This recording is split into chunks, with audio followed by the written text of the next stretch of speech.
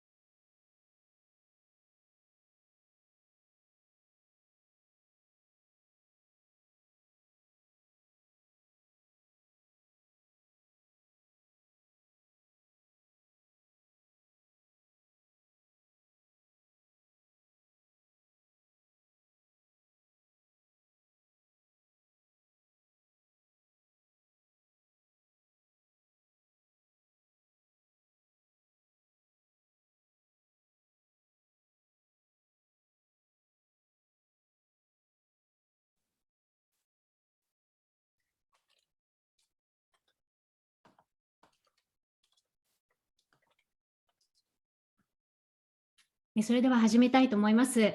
皆様、Now we'd like to start the seminar. We have invited Dr. Larry Diamond to celebrate the publishing of his book in Japanese version has been launched since last month. And I'd like to appreciate for this gathering for this webinar. I'm from Hitotsubashi University. My name is Maiko ICHIHARA from Hitotsubashi University. Thank you. So today, I would like to tell you that there's an interpretation function on this Zoom conversation. As I'm speaking in Japanese now, and this is simultaneously translated into English because this is a conversational session. I will switch to the English mode. So therefore, audience, for the Japanese audience, you will need to switch. If you listen to this conversation session in Japanese, please switch into Japanese. My initial remarks will be in English. So please set your interpretation button to English. ではまずはじめに、本日の、So first, let me first introduce the speaker, who is Dr. Larry Diamond. He is the senior fellow of Hoover institutions, as well as of the Stanford University, and also he is the Freeman Spogli Institute for International Studies, and also Mosbacher senior fellow in global democracy as well. As you know, Dr. Diamond is called Mr. Democracy, and he is the leading researcher on democracy. With the publishment, more than 50 books, including the co-authorship, and he is very well known in this area. And for the Japanese translation had not been done before, however, and this is the his wonderful book is now finally being translated into Japanese language, and that we like to commemorate this very good event. So today, in regards to this book, that he will speak, and then we'll have some Q&A session afterwards. So the questions on the bottom side, there's a Q&A box in the bottom of the Zoom screen. Please write down your questions if you have. If the question is similar to the question that has been already asked, then if you think that your question has been already answered, then you can just say the good, then we know that it's a good question. So those are type of question that if you can also acknowledge the good question so that we can focus some of the questions that we'll be asking. So there's even though we have the raising your hand button, but rather please use the Q&A box instead if you have questions. I would like to switch to English, and then I would like to ask questions for Dr. Larry Diamond. First of all, thank you so much for letting us hold this book launch event. We are truly honored to have you. And as I have already told you, the audience is really excited to having you today in this event. Basically, the original book, Illwinds, was published in 2019. So it's been already 3 years.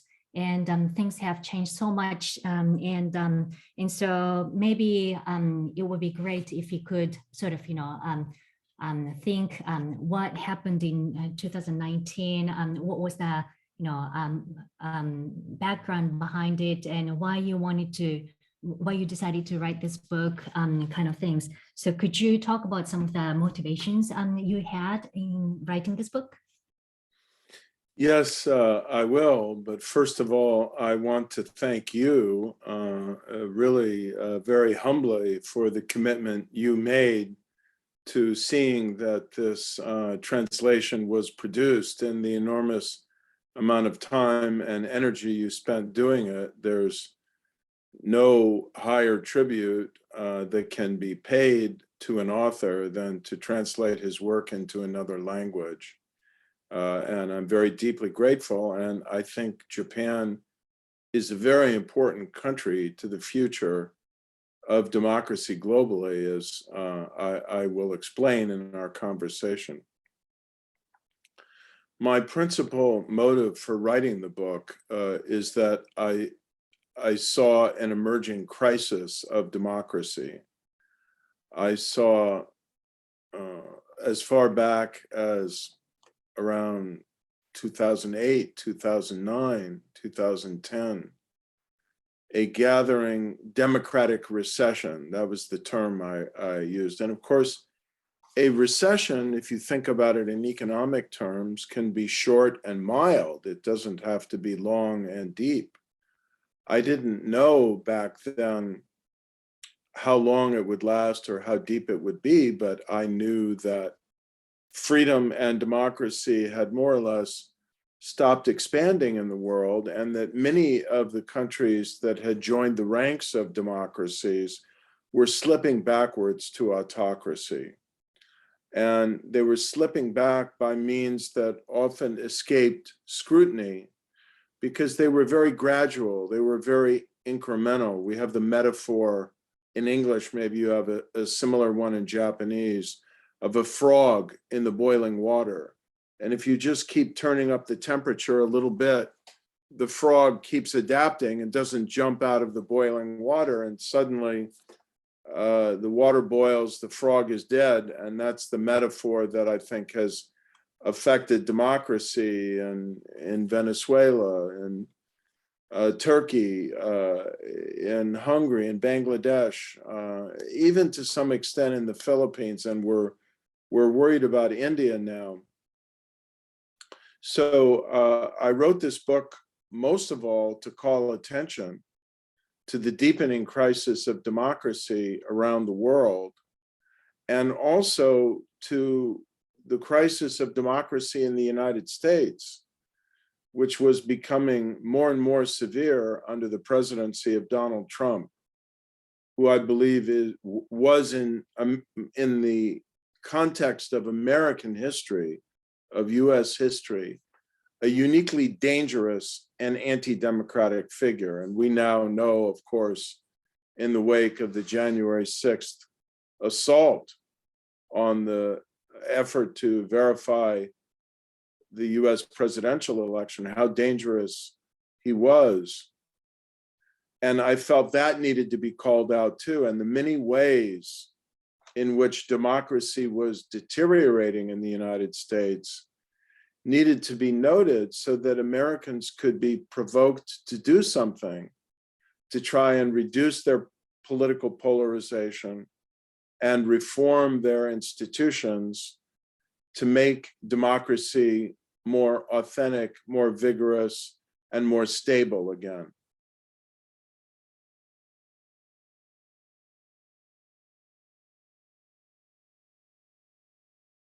I'm sorry, I was muted. Yeah, thank you very much. Yeah, so this democratic recession seems to be continuing, and so many people around myself will have read this book as a book of prediction, and so they were very surprised to find that this book, which was written in 2019, seems to be talking, well, predicting or explaining so much about what we are seeing right now. And so in that context, well, I would like to ask you some of the contents of the book. Could you explain, you know, what's this book about? What's the arguments inside? Well, let me say that the English subtitle has three very important terms in it: Russian rage, Chinese ambition, and American complacency. And I think to explain what the book is about, I need to explain those three terms. I've already explained, Maiko, part of what the book is about, which is to try and document the global democratic recession and understand in particular how illiberal, authoritarian, populist leaders in Europe and also in Asia and in some parts of the world and under Donald Trump in the United States have been trying to erode democratic constitutional norms and institutional restraints and the rule of law and neutral institutions and the independence of the media and respect for civil society in order to entrench and enlarge their power. So that that is an important theme that I articulate in the book. But then there is the international context that I argued was becoming increasingly important to the future of democracy. And the Russian rage part is, unfortunately, I think, anticipated the calamity of the Russian invasion of Ukraine, even though I didn't predict Russia would invade Ukraine. But I did predict that Vladimir Putin was becoming an increasingly angry, insecure, vengeful, aggressive and dangerous actor in Europe and more broadly on the world stage. And we felt this very acutely in the United States because Putin had dramatically intervened in the 2016 American presidential election.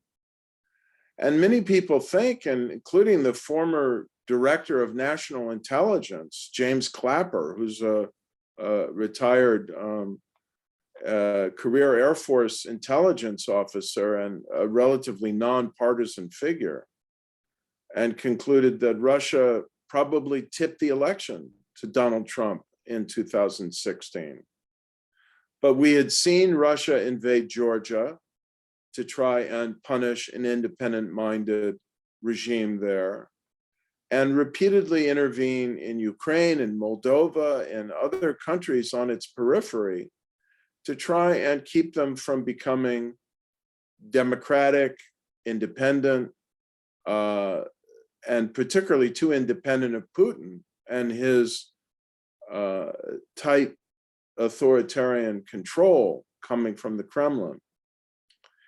And I was worried when I started writing the book in 2018 that, or maybe 17, that this was going to represent a greater and greater threat, not just to democracy, but to regional and international security. And it was clear that Putin was building an ever more powerful state and an increasingly powerful military and intelligence apparatus and cyber attack capabilities. And I thought that the world needed to become aware of this growing aggressiveness on the part of Vladimir Putin and his regime, and the anger he harbored at the loss of power and influence geopolitically of Russia in the wake not only of the collapse of the Soviet Union and therefore of the Russian Empire, but also in terms of the growing expression of democratic aspirations within the former Soviet Union. The second dimension of this is one that I know is of rising concern in Japan. It's been of rising concern in most of all Taiwan. It's of rising concern in the United States, and I think in India and throughout the Indo-Pacific region, and that is Chinese ambition. And I spent a lot of time in this book documenting the expansion and unleashing of Chinese ambition, as you well know, through China's increasing bullying behavior and expansive claims in the East China Sea, around the Taiwan Strait, with regard to the Senkaku Islands, and most of all in the South China Sea, where China has been building artificial islands and militarizing a large body of water that has many sources of international sovereignty attached to it. But China, with its 9-dash line, claims as almost entirely its own territorial waters to do whatever it wants with.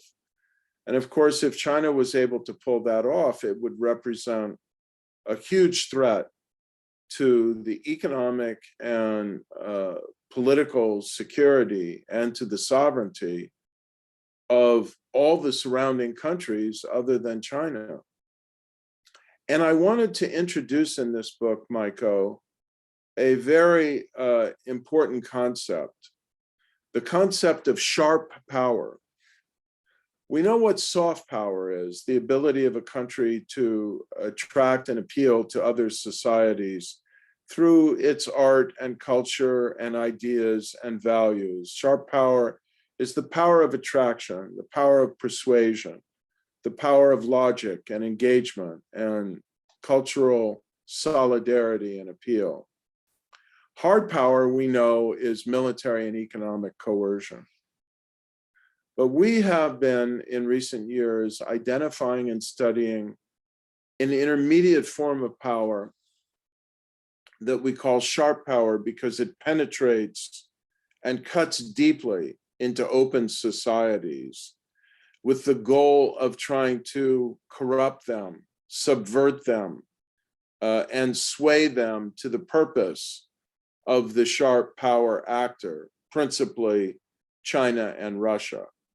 And of course, a communist country like China has a long history of doing this through Communist Party United Front activities to try and forge allies who will do the bidding of the sharp power state through mechanisms of engagement that are, to quote the language of the former Australian ambassador, Malcolm Turnbull, mechanisms that are covert, coercive, or corrupting.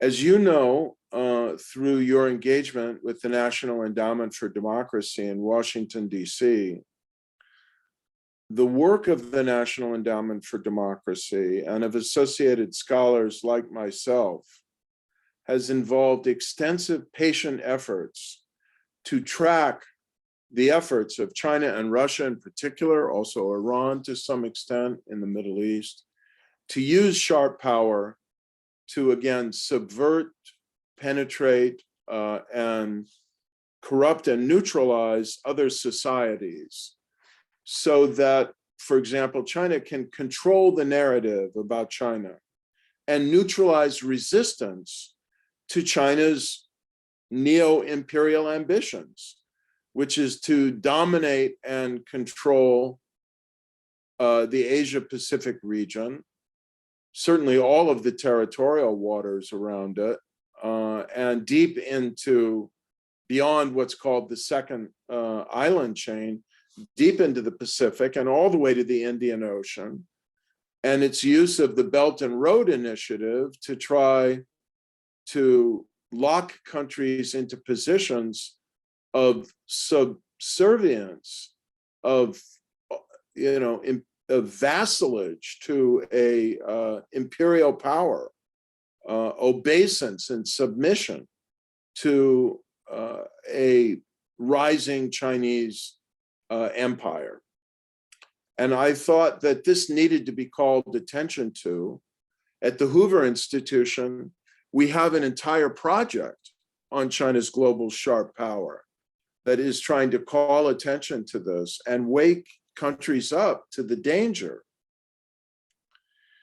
The waking up process involves the third theme in the subtitle, which is American complacency. We have been late to the game here to realize what China is up to and respond to it. And also to resist and respond to what Russia has been up to.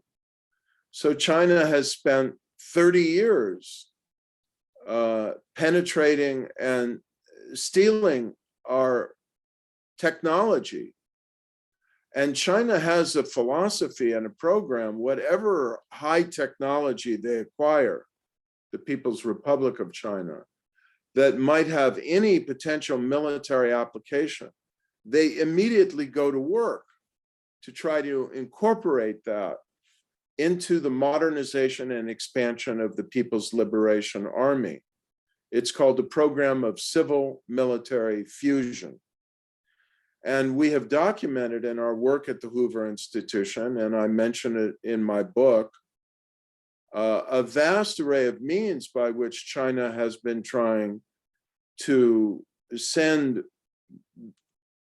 agents from military affiliated universities and research institutes to try and acquire our technology and bring it back and incorporate it for military purposes, and force companies to hand over their technology to China so it can commercialize it for advantage and militarize it.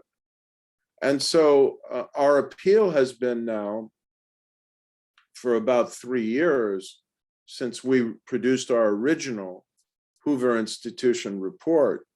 And my appeal in the book is for open democratic societies to wake up to what China is doing and to become more vigilant, resilient, and institutionally robust in resisting these forms of influence.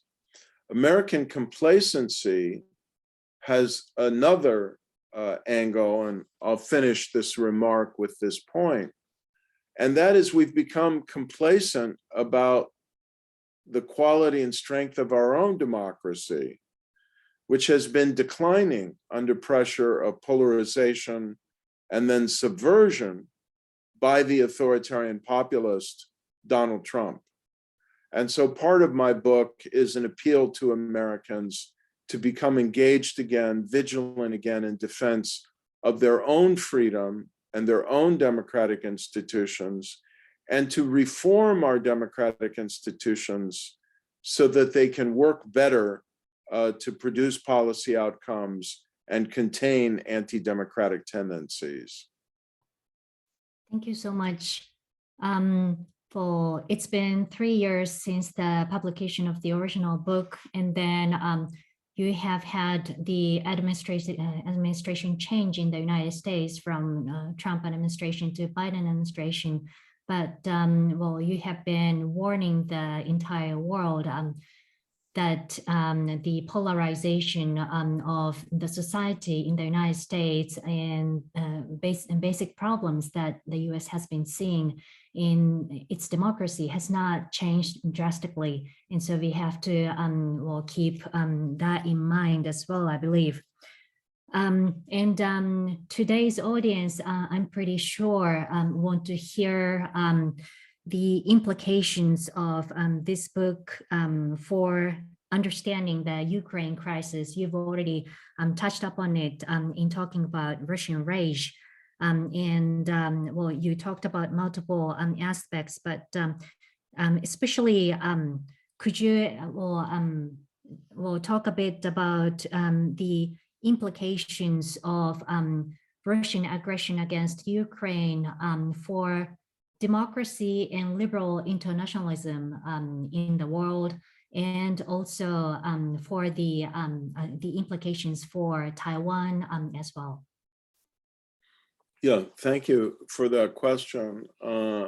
This is the first time since the end of World War II that a major power has sought to invade another country for the purpose of either erasing its national sovereignty or seeking to control and dominate it indefinitely. It is a direct challenge to the entire post-World War II liberal international order and to the most fundamental norms embedded in the United Nations and in the whole post-World War II architecture.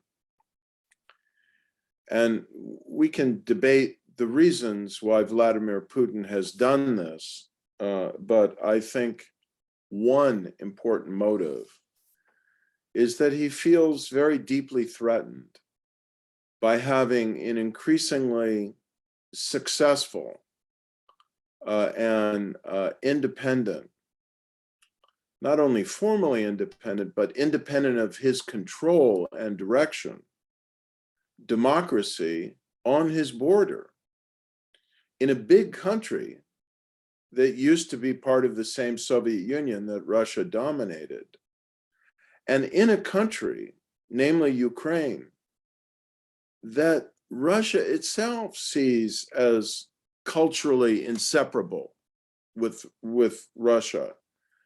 The languages are similar, the histories overlap. Russia claims Ukraine isn't even a true separate country.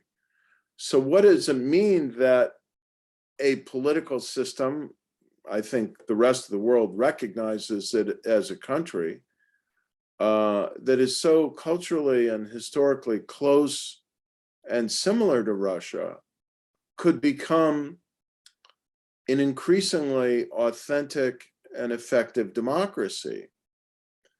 This is a very dangerous precedent to be sitting on Putin's border.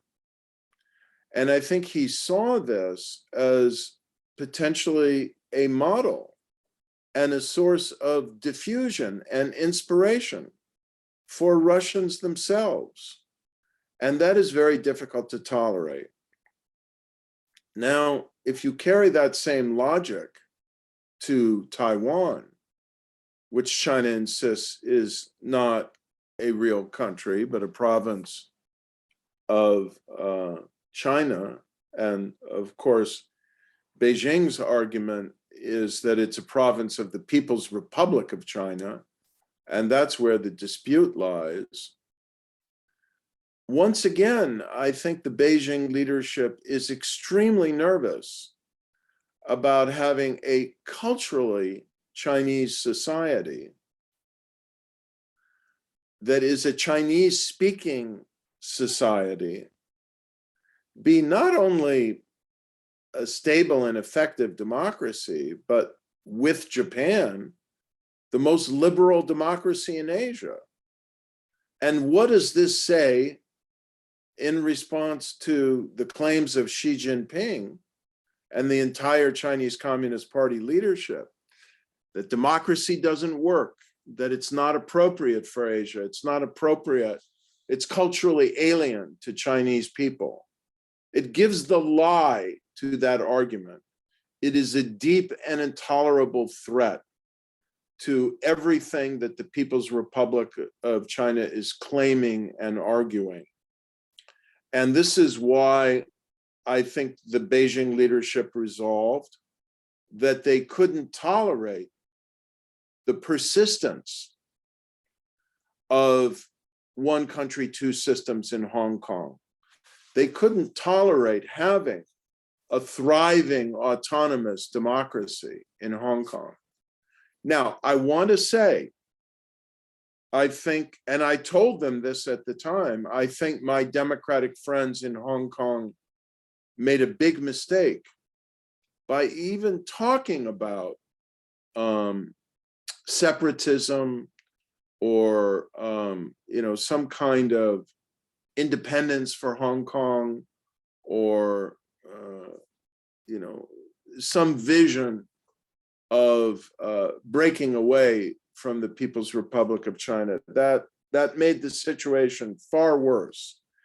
And I think part of the lesson here is that Taiwan needs to be very careful not to give any hint that it's planning to declare independence, project more symbols of Taiwan independence. It has to just preserve the status quo and enjoy and deepen its democracy. But preserving the status quo is, I think it's very clear, and this is part of the lesson of Ukraine, in the long run is not going to be enough for a Beijing leadership, and particularly a personal authoritarian ruler in Xi Jinping, who's made it clear that reunification, quote unquote, is the goal, and he's not going to wait forever to achieve it. And so I conclude by saying that there is a profound lesson here for Japan, Australia, the United States, Taiwan, Korea, which I hope will, now that there has been a change of party in the election in Korea, and a government that has coming into power in Seoul a more skeptical and vigilant attitude toward the People's Republic of China. I hope this will be a wake-up moment where the Quad partnership that includes India as well will deepen its efforts to ensure that there's a balance of power in Asia and strong monitoring of what the People's Republic of China is doing, and that there will be other forms of interaction and cooperation and strengthening of our mutual defenses to deter China from doing something stupid and tragic militarily with respect to Taiwan. If there is one lesson above all others that we should learn from the Ukraine conflict, it is not to assume that arrogant, isolated, power-hungry authoritarian rulers won't take steps that we regard as too horrific to imagine, too costly to imagine. And I think Xi Jinping has a history of being a risk taker. As he goes toward now in October of this year, a third term as China's paramount leader, and then no doubt a fourth, and so on. He's going to want to establish himself not only as the greatest leader of China since Mao Zedong, but the greatest communist leader of China ever. This has very dark implications for the security of Taiwan and the stability of the entire architecture in East Asia.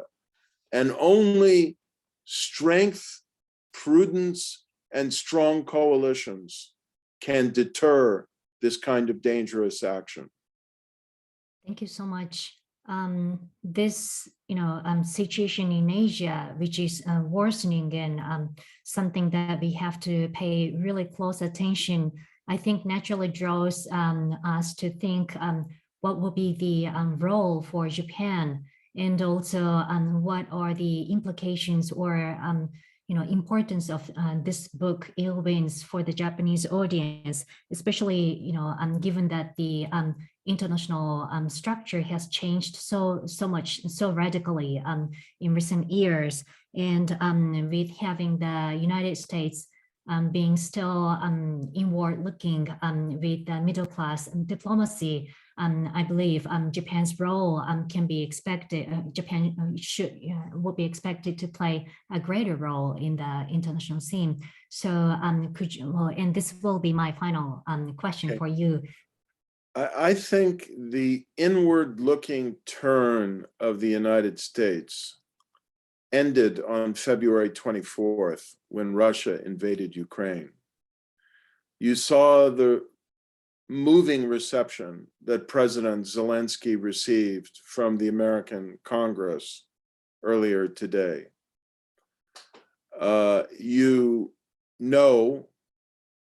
As astute America watchers, that no issue has, perhaps since 9/11, since the September 11th attacks on the United States, no issue has elicited such broad and sweeping bipartisan resolve across party lines to join together in a common purpose as has the Russian invasion of Ukraine.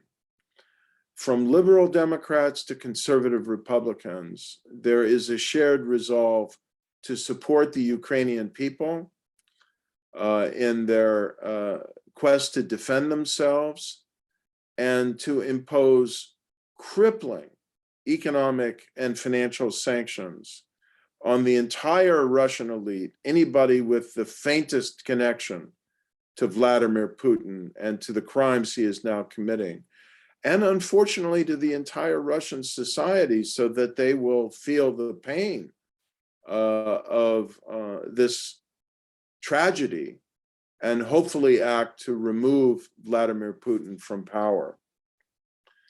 So I think the lesson for Japan here is twofold.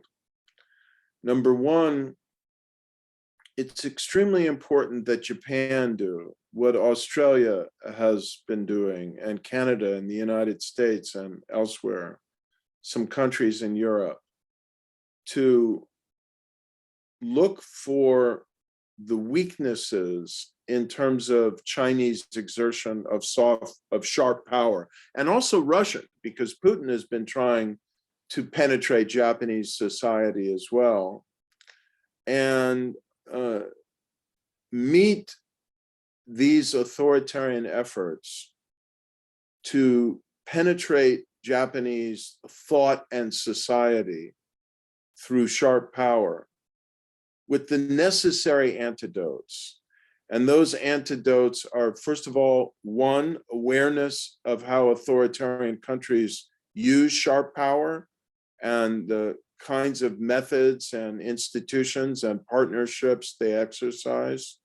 Two, a demand for radical transparency in all these relationships, including a requirement that universities, think tanks, and other actors disclose all their financial relations with these with actors in these authoritarian countries. Three, efforts to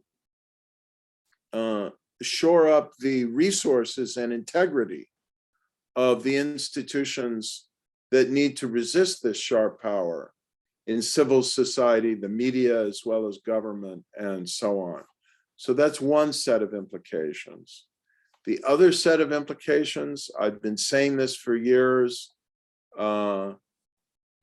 friends of Japan in the United States have been hoping and even praying for this. We need a stronger defense posture from Japan. I would like personally, and have wanted for some time, to see Japan amend its post-war constitution to enable it to play a more proactive role in securing the peace in the Asia-Pacific region in partnership with other democracies. I think we are now facing an existential battle for the future of freedom in the world, and a stronger, more robust, more vigilant Japan politically, but also militarily, could be a crucial factor, not only in resisting Chinese, particularly Chinese efforts to control and neutralize Japan, but also in deterring China from using aggression to realize its neo-imperial ambitions. Thank you so much. The interlinkages between democracy and security has been increasing so much, and it was really wonderful recommendations for the Japanese audience. So I really appreciate that. There are already pretty many questions for you. I would like to read some of the questions that are very popular amongst the audience. So let me raise first question is from Dr. Akiyama at Hitotsubashi University. He asks, some argue that SNS have contributed to some extent to the deterioration of or recession of democracy. And he's wondering how you would predict how emerging technologies such as AI, remote sensing, big data would affect the democratic governance. Would it contribute to sustaining democracy or rather help autocracy prevailing? Well, thank you for that question. I think there's a growing recognition that digital technology, like all other forms of technology, is a tool. It can be used for good or ill. That's true of artificial intelligence. It's true of big data. It's true of social media. These can be tools, as I wrote about 12, 14 years ago, for liberation. They've been very, particularly social media early on, were very important in democratic uprisings. But over the past 10 years or so in particular, they have mainly, I think, had a negative effect on democracy. And we all know why, and we have studied it at the Cyber Policy Center at Stanford, as many people have around the world, that social media use algorithms that elevate controversy, emotion, hatred, anger, rumor, and other antisocial behavior, because these angry, emotional, confrontational conspiracy theory promoting narratives fixate people on the social media sites, and that enables the social media companies to derive the principal two forms of revenue stream that they gain. One is by selling more ads, and the other is by collecting more data that they can commercialize in various ways. But they need people to stay on the site in order to get more revenue. And this has led to very perverse consequences. We therefore, I think, need, and I have an entire chapter on this very matter, much more far-reaching legislation in our democracies to require more transparency in algorithmic design and responsibility on the part of the social media companies not to promote rumors and hate and falsehood, and to try to uphold rather than decimate and destroy democracy. I'm very worried about two of these other dimensions that the questioner, Mr. Akiyama, asks. One is artificial intelligence and the other is big data. And of course, they're related because artificial intelligence needs huge volumes of data in order to be trained and become more powerful and precise and rapid and nimble. China is moving to control big data in very, very rapid and frightening ways. They're trying to get as much of our data, as much of your data, as much human data as they can get their hands on. But they don't make their own data available to our companies, which is another problem with the relationship with China. There's no reciprocity. And because of China's size, 1.3 billion people, 1.4 billion, perhaps, but a lot of people think their population numbers are inflated. But because of China's vast size and because of its huge investments in AI and because of the degree to which they're centralizing big data, they do have the potential to leap forward in artificial intelligence. And they're not going to use artificial intelligence mainly for human good.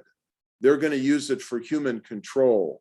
And it's going to be very frightening in terms of the supercharging of totalitarianism and possibly of their military machine and the loss of human freedom, which is already moving ahead very rapidly with their social credit and surveillance systems. Yeah, thank you so much. There are just so many questions. So if we can go as much as we can. The next question I would like to take is from Dr. Harukata Takenaka. I believe he's your former student. Well, he asks, well, I think this question is pretty difficult one, but your argument that leaders in authoritarian regimes feel threatened and therefore resorted to invade Ukraine is persuasive. Yet, how do you prove that? Should we carefully trace what authoritarian leaders say about democratic regimes? Yes, of course, Harukata, thank you for that question. I think that if we're good social scientists, we will try and empirically validate or falsify our claims and hypotheses. I think that and then you do so to the extent you can, and sometimes you have to draw logical inferences. One reason why I think this is a logical inference is because of the long history of Vladimir Putin trying to intervene in Ukrainian politics to disparage it, control it, hollow it out, and discredit it through various kinds of disinformation. It's very clear Putin has been focused on the danger, the threat of Ukrainian democracy for a very long time, and has been using a variety of means for 2 decades to try and hold it at bay and prevent Democrats from succeeding. He tried to murder the man with poisoning, Viktor Yushchenko, who won the 2004 presidential election. He supported a regime that tried to rig that election. He then did everything he could to try and strengthen the position of his favored candidate, Viktor Yanukovych, in the next presidential election. He's obsessed with color revolutions. What he says about, which are efforts to overturn electoral fraud through popular mobilization so that democracy can triumph. He has said, and so has the People's Republic of China and Xi Jinping, that color revolutions are one of their principal enemies and an existential threat and so on. And so if you read what these two regimes say, and indeed, if you read what they say in their February 4th very famous joint statement of this year on the eve of the Winter Olympics in Beijing, you don't have to look very far to see how nervous they are about the growth of democracy and the effort that they're going to claim that they are superior in their political systems, to even make the absurd claim that they are better democracies or somehow more genuinely representative of their people. And I think their rhetoric is a very important bridge of evidence and inferential support for the logical conclusions we are drawing that go from their behavior to the motives that we are imputing here. Okay, thank you. The next question is from Suk-Jung Lee at the Sungkyunkwan University and East Asia Institute. I think part of her question was already answered by Larry, but she asked, European democracies are showing unity to support Ukraine democracy. Is the Russian war on Ukraine changing the American complacency like in the EU? How do you assess the impact of this war on global democracy coalition? Well, I think it's doing two things that are relevant to briefly note or underscore in response to Suk-Jung Lee's question. Number one, I think that it has definitely strengthened pro-democracy coalitions within the United States across partisan divides and in the NATO alliance. I think that certainly since the end of the Cold War, and maybe since the early 1960s, the NATO alliance has never been stronger and more resolute, and in a way more powerful than it is right now. Putin has provoked exactly the outcome that he says he was trying to prevent, and presumably was. And the second thing that it has done, I think, is undermine right-wing authoritarian populists who were showing sympathy for or solidarity with Putin. I think this war spells the end of Donald Trump's political ambitions in the United States. It isn't apparent yet, you know, when you have a development this dramatic, it takes some time to work out, but there's no way that a major American politician can continue to express sympathy or support for Vladimir Putin and have any chance of being again or becoming a national leader. And so I think this is the beginning of Trump's demise. It's going to shrink right-wing and liberal support in the United States. I think it's the end of Marine Le Pen's ambitions to be president of France. She's going to lose the French presidential election now, I think, to Macron very decisively. it's having a huge impact within Western countries. Thank you so much. Then the next question I would like to raise is on Hong Kong. This question comes from Dr. Tetsuro Kobayashi at City University of Hong Kong. He says, you mentioned Hong Kong's pro-democracy movement should not have implied independence from China to keep the status quo. On the other hand, you expect Japan to bolster its military capability, which would be certainly perceived as an escalation by China and lead to the change of status quo. How could we strike the balance between keeping the status quo and strengthening deterrence? I think we have to separate, and this is what should have been done in Ukraine, the symbols and the underlying reality. I wouldn't play with symbols, right? I wouldn't mess with that. I think we need to show great respect for the Chinese people. I think we need to make clear to the Chinese leadership that we recognize their rising world power. They have a right to have a place at the table. We want that rise to be peaceful. We want to cooperate in a variety of global challenges wherever we can, climate change being the most obvious among them.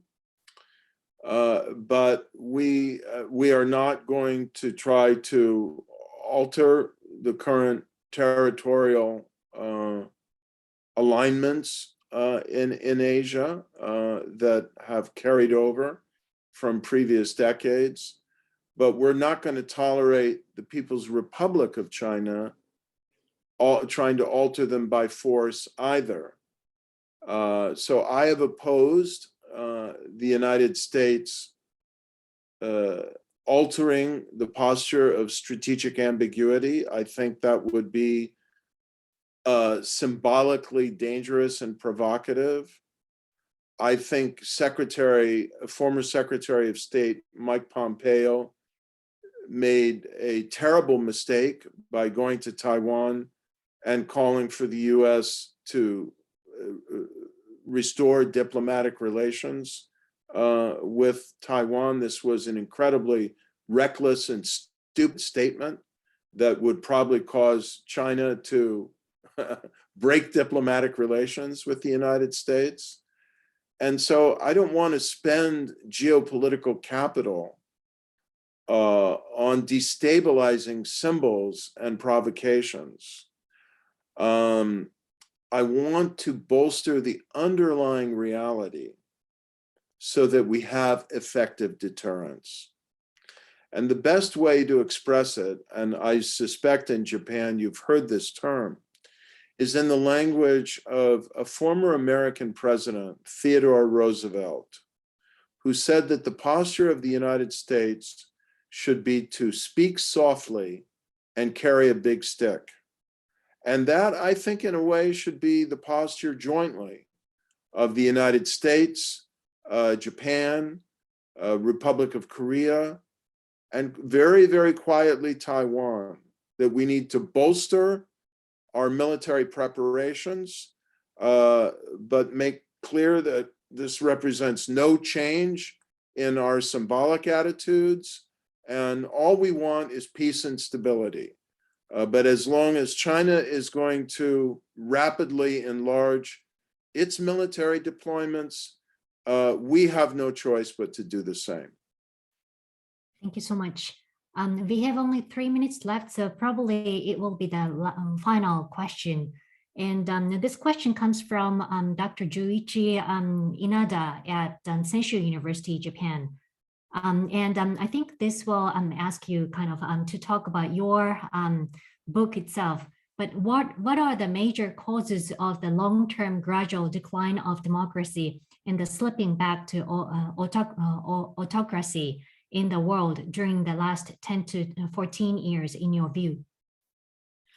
Well, I, of course, detail them at length in the book, but they have to do with rising levels of inequality within nations everywhere in the world. the displacement of workers and the insecurity they feel as a result of globalization, which creates a constituency in the United States and in Europe for illiberal authoritarian actors like Donald Trump and like Marine Le Pen. The stresses otherwise of globalization and the unleashing of identity aspirations and pressures, which has brought to power a Hindu chauvinist party with authoritarian leanings in India, the BJP. The global financial crisis in 2008 and the failure on the part of the United States to anticipate that and regulate our financial industry properly, and the knock-on effects of that, and the image it gave of the United States maybe not being so well governed, and of American democracy maybe not being effective. And along with that, just signs of weakness, of apathy, of fatigue, of loss of faith. And this happens as democracies mature, societies age, and new generations of young people rise who haven't experienced an existential struggle for democracy. And in the United States, you can comment on your own country, but in the United States, I think we have not paid adequate attention and made adequate investments in recent decades in civic education, in education for democracy, and impressing among young people the intrinsic importance of freedom and democracy and the danger that authoritarian countries pose in terms of freedom and democracy. And so we have work to do to both repair our democratic deficits and renew faith in democracy as the best form of government. I think that we can do this. I think that in a strange way, Vladimir Putin has inspired us to begin to do this and has already given us a sobering lesson in the costs of democratic complacency or erosion. As a result, I think maybe this is the note on which to end, Maiko, that we are at a pivotal moment in world history. It's the single most important thing I have to say tonight. In my book, I argued that we were approaching a hinge in history when the world could swing one way or the other. You know, this kind of pivotal turning point moment. Well, the moment arrived on February 24th of last month, when Vladimir Putin invaded Ukraine and put a challenge to the entire free world. And if we meet this challenge with vigor, self-confidence, effectiveness, the proper degree of restraint, a smart and long-term vision of how to respond, and apply it in a quiet, careful, resolute, allied way, strengthening our partnerships and alliances to the Asia-Pacific region, I think it could be a turning point in a better direction toward what's called a new birth of freedom in the world and a change in the balance of power back toward the democracies. But we've got to learn the lessons of how we fell into this democratic recession and learn from our mistakes. Thank you so much, Larry.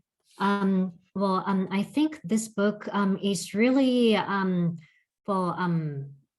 unique and the most important in understanding the crisis that we are facing, this unprecedented crisis, in a way that you write about the interlink and how the mutual sort of impact of international factors such as Russia and China sharp powers, U.S. complacency, as well as kleptocracy, the corruption, and also the technology factor. These four main factors are interlinking with each other, exacerbating the current situation. And well, amongst the books that are written and also translated into Japanese, I think this is one of the most important books with which to understand the current state of democracy and international order. So I encourage everybody to read this book. This is 2-volume books, pretty big one, but this has rich information, rich analysis, as well as rich policy proposals. So this is really a wonderful book. It was really an honor to have you, Larry, in this book launch. So thank you so much for your participation, and thank you very much, everybody. I'm really sorry that I could not answer most of your questions, but I hope there will be another chance to do this kind of event. So thank you very much. Thank you for the opportunity. Nice to be with you. Yeah, thank you. Bye.